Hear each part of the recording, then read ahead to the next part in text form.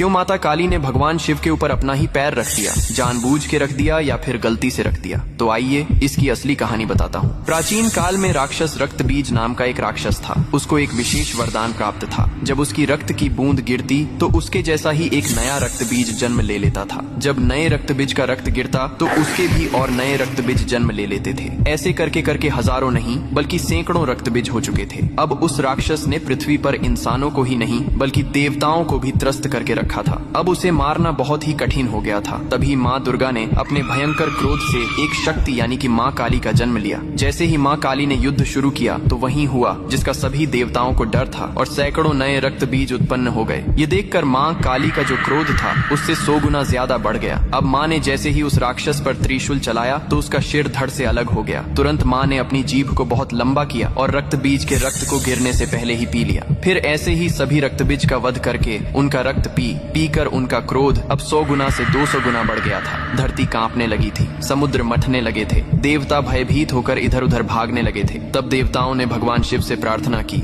हे महादेव, आप ही माता काली के संताप को शांत कर सकते हैं। शिव ने देवताओं की पुकार सुनी और माँ काली के सामने युद्ध भूमि में पहुंच गए। लेकिन माँ अपने तांडव में इतनी लीन थीं कि उन्होंने शिव को भी नहीं देखा। तभी भगवान शिव ने स्वयं माता के चरणों में लेट गए। जैसे ही माँ काली का पैर अनजाने में शिव के सीने पर पड़ा, तुरंत उनका क्रोध शांत हो गया। उन्होंने नीचे देखा तो अपने प्रिय पति शिव थे। यह देखकर उनकी जीभ शर्मिंदगी से बाहर निकल आई। इसके बाद शिव ने मुस्कुराते हुए कहा, हे माँ, तुम्हारा यह रूप सृष्टि के संतुलन के लिए था, लेकिन यह रूप अब धरती पर बहुत धाम से पूजा जाएगा। यही कारण है कि तस्वीर में और मूर्तियों में माँ काली को शिवजी पर खड़े हुए दिखाया जाता है, जो बहुत ही शुभ माना जाता है।